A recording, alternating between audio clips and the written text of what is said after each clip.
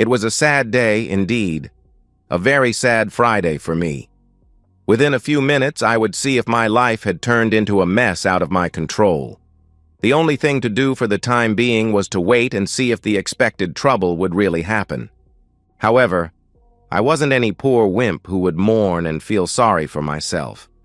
No, I had never forgotten what my old sergeant once, a long time ago, taught me. That action is the best defense. My only choice was to fight for at least saving my honor, even if many other things went to hell. To my advantage, I received some information yesterday that gave me time enough to be well prepared for the events to come. That was the reason I was sitting in a friend's black Peugeot 307 parked in a discreet corner of the motel parking lot. I was told my wife would be here after lunch, and now it was nervously exciting to see if her red Toyota Yaris would arrive. She came and was followed a few seconds later by her real man in his extender BMW that he parked beside my wife's car. He said a few words to her and walked to the registration office. I left my car and walked to my wife's Toyota, opened the unlocked door on the passenger side, got in, and sat down in the seat. My totally surprised wife screamed, "You Billy!" "What in the hell are you doing here?" I gave her a brown envelope and said, "Not much, only giving divorce papers to my cheating soon-to-be ex-wife. Have a great time being intimate with your noble real man, and feel free to stay here forever." She began screaming, "No, no, no, you are totally wrong. It is not what you think. Let me explain why I'm here, and I can promise you, it is not for any cheating. I demand a divorce, and don't give a darn if you are being intimate with that worm that just ran away to get the room key to your love nest. Feel free to be his mistress, and as I said, I don't give a darn." It was obvious that my once-upon-a-time loving wife had expected this afternoon to be a much more romantic event with her obviously horny, noble lover, because she began to cry loudly. Now her so-called real man was coming back waving the room key, and when he saw Rebecca crying and still sitting in her car, he opened the door on her side and asked, "Who the hell is he? And what has he done to you?" While he was saying that, I got out of the car, took up a small plastic bottle from my pocket, and while rushing over to him, I heard her sob, "He is my husband, and he is going to get both of us divorced for doing this." The lover shouted, "I'll beat that stupid idea out of the damn jerk." When the lover turned against me, I aimed at his face and squeezed the bottle containing a mix of water and shampoo, and the resulting water jet against his face and eyes blinded him and had him screaming with anger. While he was temporarily out of action, it was time for my second weapon, a dart with 3 flukes soldered to the head. I took a quick step getting behind him, and I took a hard swing of my right hand and pushed the dart through his pants and underwear deep into his left bottom. Thanks to the barbed tip, it remained stuck and was impossible to withdraw without surgery. My actions were successful, so I left the now obviously unlucky lovers. He had shampoo in his eyes, a dart in his rear, and was swearing like an old harbor worker. My cheating wife was still sitting, loudly crying in her car seat. I rushed to my car and left the motel parking lot without any further problems. Whatever would happen later that Friday, one thing was for sure: those lovers would not be in the mood for any romantic intimacy. I'm Billy Svensson, a 37-years-old Scandinavian guy, for the time being married to 36-years-old Rebecca. Our 2 children are Emil, 9, and Estelle, 7 years old. Rebecca and I have been together for 11 years and married during 10 years of that time. We have almost everything couples in our position are dreaming about, so we ought to be very happy, but I regret to say that we are not. In my humble opinion, the main reason for our unhappiness is Rebecca's mother.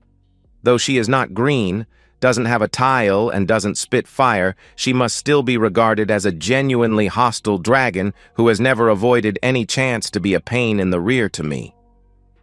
That began the first time I met her. I was invited for dinner at Rebecca's home.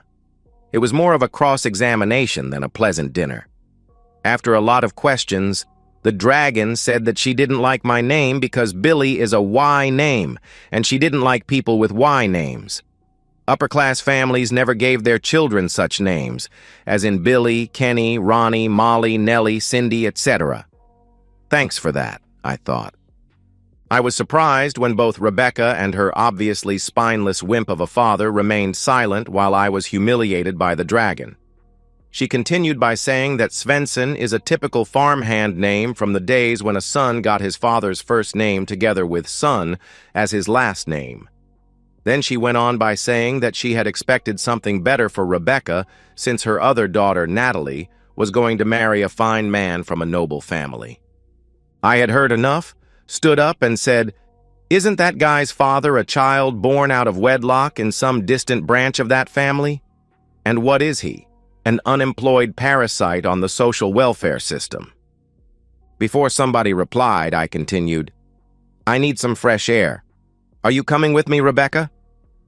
To my great surprise, Rebecca came with me, and we left what I regarded as a dragon's nest.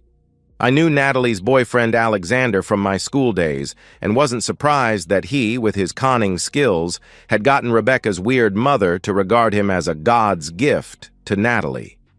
That was not my business, and why should I care? Of course, I wasn't invited to Natalie and Alexander's big wedding and didn't care a bit about that either. What I cared about was Rebecca's and my relationship, and that grew better and better until it went too well, resulting in her accidental pregnancy. That got her dragon mother almost spitting fire when she rang me and shouted her opinions about the kind of lowlife I really was in hers and other decent people's opinions, and that any kind of wedding at her expense would be out of the question. The Los Cristianos Scandinavian Church on the Spanish Canary Island, Tenerife, is a very popular place for small-scale weddings, so Rebecca and I went there with our best friend and got married. Both Rebecca and I found fine jobs in a town 210 kilometers away from our hometown, so I had minimal contact with her mother, who spent all her efforts and a lot of money on Natalie and Alexander. The next years were good for Rebecca and me and our 2 children. We made fair money, bought a nice house, and made many friends in our new hometown. Our intimate life was still on a fair level.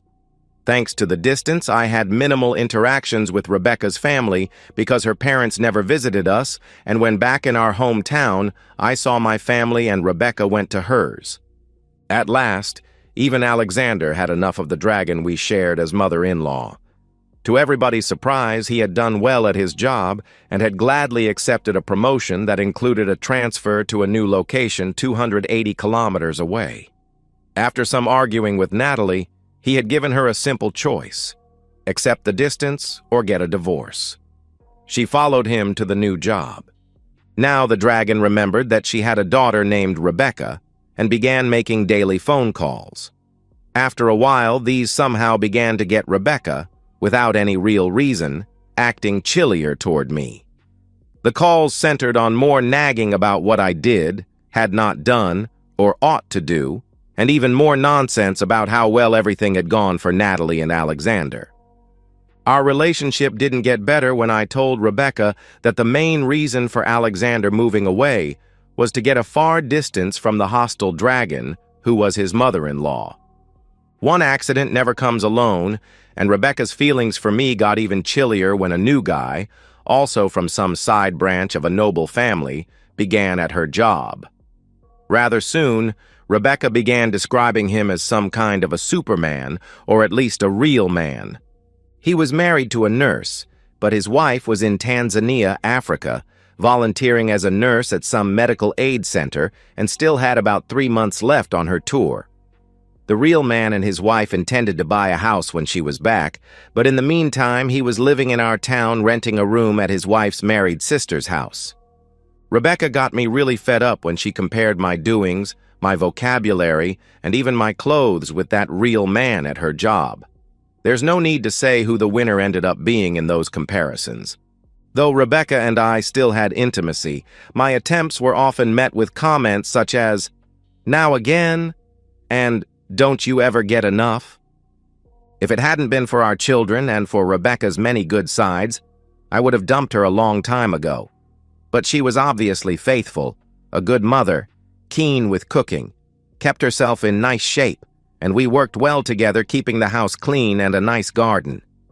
If she had not started her nagging and all her other sour comments to me, she would still have been my dream wife. Of course, I wasn't a wimp who took all her nonsense without telling her my opinion, too. That increased our problems, just like one evening after our children were sleeping. Rebecca said, "I really wish you could be more like my coworker. If you are in love with that conning weakling, why don't you file for divorce and be free to be his mistress? But as long as we are married, I will never accept any cheating.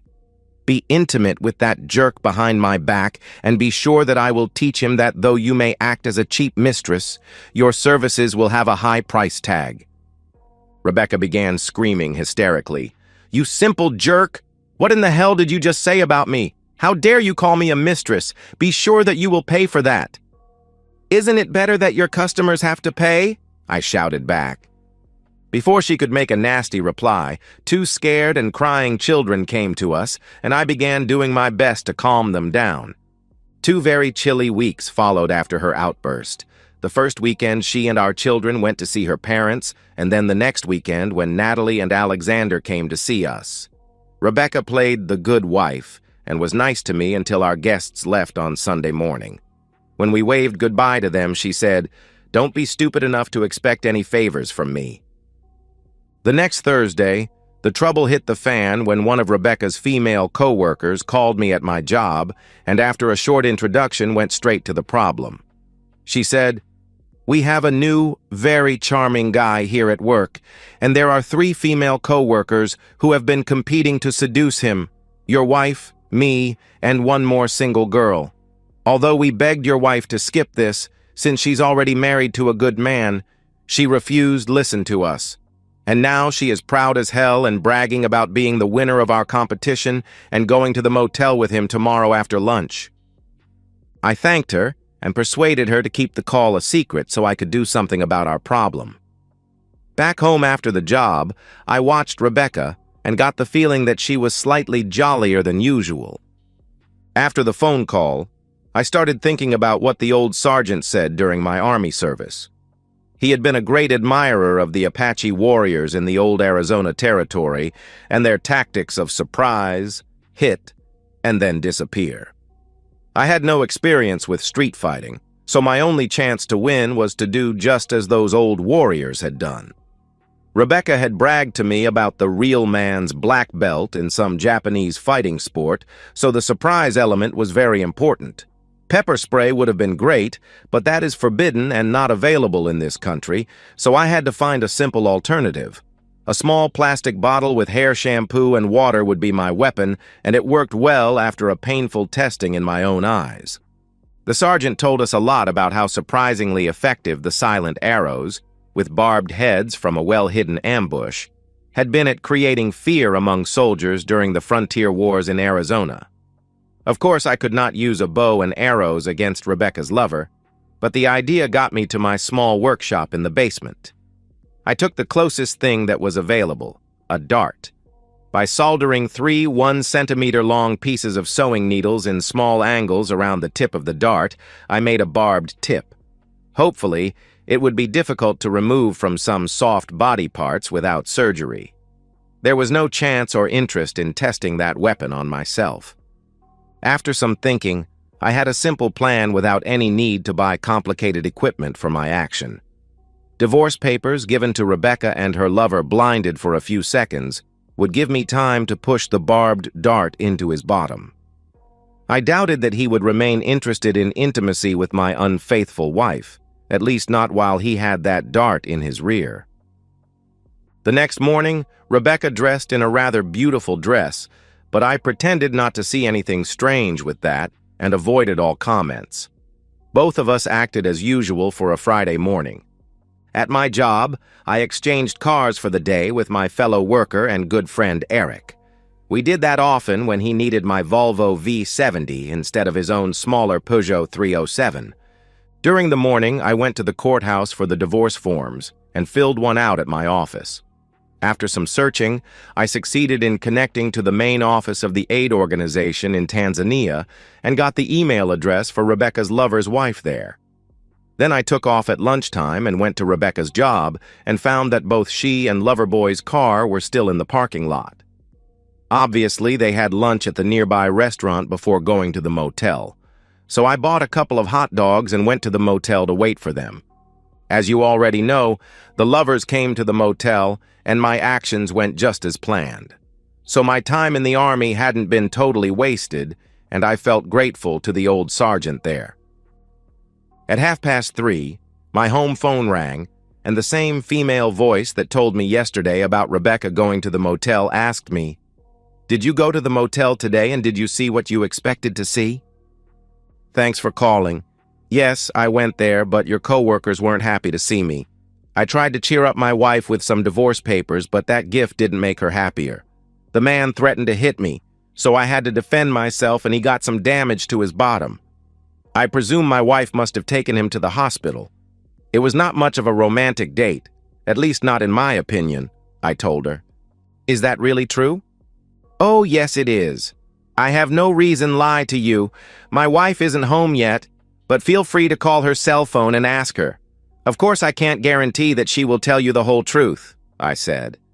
Then she, whoever she was, thanked me and asked for Rebecca's cell phone number, which I gave her. I knew they'd have a nice chat, and that's exactly what I wanted. After our conversation, I immediately got to work on my revenge plan. I had already sent an email to the real man's wife in Africa, giving her all the details of what had happened. But I decided to take it a step further. First, I called my lawyer and had him draw up a post-nuptial agreement. This document stated that in case of divorce, Rebecca would receive substantially less than half of our assets due to her infidelity. I knew she would never sign it, but it wasn't meant to be signed. It was meant to scare her. Then I called a private investigator I knew from my old army days. For a reasonable fee, he agreed to gather some information about Rebecca's lover, including his financial situation, his work history, and any skeletons in his closet. Rebecca finally came home around 4 o'clock, and it was obvious she wasn't happy. She glared at me and said, "We have to talk and do it now at once." "No problem for me. You and your lover boy got what you wanted, and you had to have been totally insane if you expected me to be a poor wimp taking the humiliation you and your so-called real man intended to give me." "No way, Rebecca. I'll never take such nonsense without fighting for my pride," I replied. "Though he had not done you any harm, you hurt him so badly that I had to take him to the emergency room at the hospital. Be sure you will have to pay for that." I told her, "Actually, we are 4 adults and 2 children sharing the bill for what you and that creep did. You can't be serious if you think that the poor nurse in Africa is happy after she received my email with the information about you and her husband. Now she knows what a shameless, cheating creep she married and trusted." She shouted, "Did you really do such a nasty thing to his innocent wife?" Even threatening me with divorce was a very nasty thing to do. "I haven't threatened you with anything. Just sign the divorce papers and you'll get fair terms to be a free woman in 6 months. Refusing to sign and going to a lawyer will cost you a lot, and you will still end up with the same terms in the end," I told her. Now she understood that I was serious and began sobbing. "Oh my God, are you really serious? Please listen to me for heaven's sake. I haven't done anything wrong." "Yes, you have. By joining your imbecilic mother's vendetta against me without any real reason, only because I don't have an upper-class name, you let her persuade you to be a nagging nuisance to me. You are in love with a co-worker that you regard as my superior in all matters, based on what you have always told me.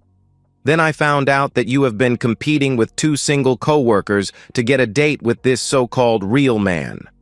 When you won that stupid game, you left the job early today, driving to a motel to collect your prize, and that meant cheating on me by being intimate with a married man. You know my opinion about cheating, so there can't be any doubt about these consequences." She continued sobbing. "I didn't cheat on you, neither today or ever before. That's for sure, and you are the only man I love. Have you forgotten that we have 2 children? What about them? Our children are the only reason that your nagging rear wasn't kicked out a long time ago. I've heard day in and day out about all my faults according to your mother's opinion, and from your own opinion of how damn worthless I'm compared to that defenseless creep of a real man you won, dated at the motel and obviously love. I'm humiliated by your cheating attempt and fed up with all the other nonsense you are always throwing at me." Rebecca continued to plead and cry, but I wasn't having any of it. I went to the kitchen, poured myself a drink, and left her to stew in her own misery. That night, I slept in the guest room, knowing this was just the beginning of my plan. The next morning, I got up early and was making coffee when Rebecca appeared, her eyes red from crying all night. "Billy, please. We need to talk about this. I swear nothing happened at that motel. We never even got inside the room." "That's only because I happened to arrive at the right time," I replied coldly. "The intent was there, Rebecca. You were ready to throw away 10 years of marriage for that pompous jerk." "It wasn't like that," she protested. "Save it," I said, handing her an envelope. "Here's what's going to happen. I've already filed the divorce papers, but there's something else you should know." She opened the envelope with trembling hands and found printouts of emails between her and her real man, along with screenshots of text messages. Her face went pale. "How did you get these?" she whispered. "That's not important. What's important is that I have them, and copies have been sent to your workplace HR department, your mother, your sister, and all our mutual friends." This wasn't entirely true. I had the messages thanks to my PI friend, but I hadn't sent them to anyone yet. The threat was enough. "You wouldn't," she gasped. "I already have," I lied. "And there's more. Your real man isn't so real after all. My investigator found some interesting things about him that I'm sure his wife would love to know." Rebecca collapsed into a chair, her face in her hands. "Why are you doing this?" "Because you humiliated me. You compared me to him for months. You belittled me in front of our friends. You let your mother poison our marriage. And then you planned to cheat on me with that pretentious jerk. Did you really think I would just roll over and take it?" 2 days later, Rebecca's real man showed up at our door. He had a bandage visible under his pants where the dart had been surgically removed, and he looked terrible. "You son of a gun," he growled when I answered the door. "My wife is flying back from Tanzania because of your email. My career is ruined because everyone at work is gossiping about us." "That's not my problem," I said calmly. "You should have thought about the consequences before you tried to sleep with my wife." "I'll kill you for this," he threatened, stepping forward. I smiled and held up my phone. "I'm recording this conversation. Would you like to threaten me again? On record? Or would you prefer I call the police and tell them about the incident at the motel where you threatened to beat me?" He backed down immediately, his face contorted with fury and humiliation. "This isn't over," he muttered as he limped back to his car. But it was over for him. My private investigator friend had discovered that he had falsified some credentials on his resume. An anonymous tip to his company's HR department ensured that he would soon be unemployed as well as divorced.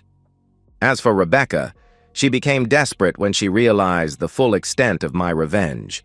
Her workplace became unbearable as rumors spread. Her precious reputation among her high society friends was in tatters. And her mother, the dragon, was beside herself with rage, not at me, but at Rebecca for bringing such shame on the family. A week after the motel incident, Rebecca's boss called her into his office and suggested she take a leave of absence until the situation blew over. That night, she came home in tears, begging me to call off my campaign against her. "Please, Billy, you've made your point. I was wrong, so terribly wrong. But think of the children. They don't deserve this." She was right about the children. They were the innocent victims in all this. So I agreed to a truce, with conditions. "I'll stop the public humiliation on one condition," I told her.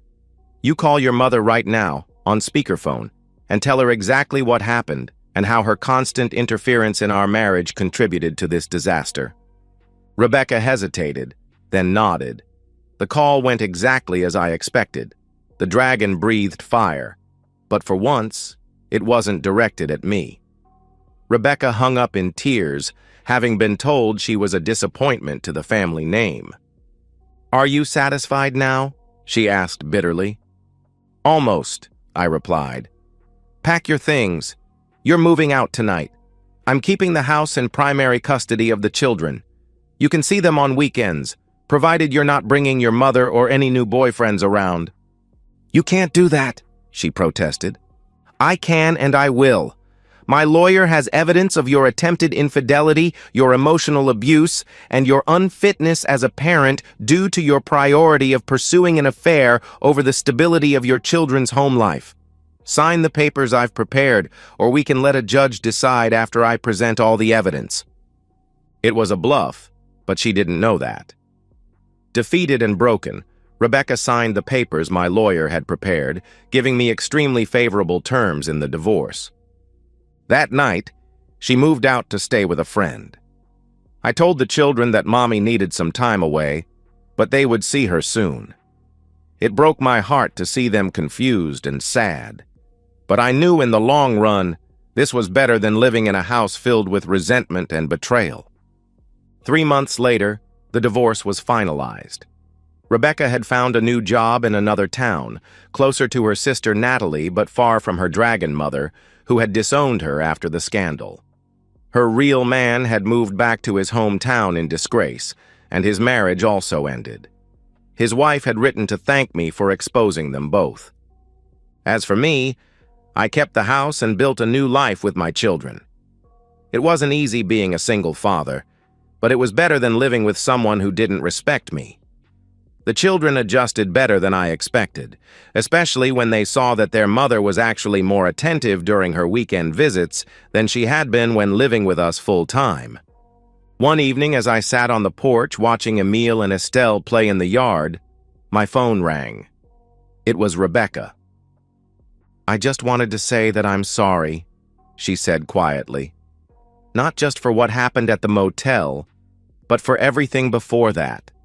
For letting my mother influence me, for comparing you to him, for not appreciating what I had." "It's too late for that," I replied, not unkindly.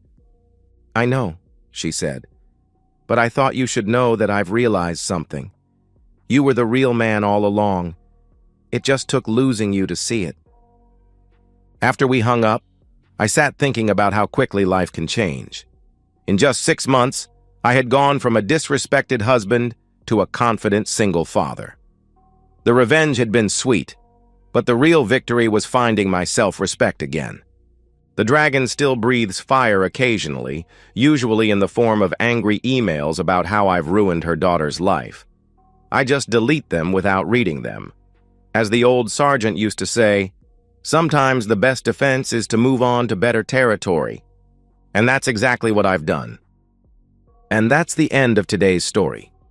If you enjoyed it, please give this video a thumbs up and drop a comment below. Your support helps the algorithm push my content further. If you're new to the channel, don't forget to hit that subscribe button. It really helps me keep creating more stories for you.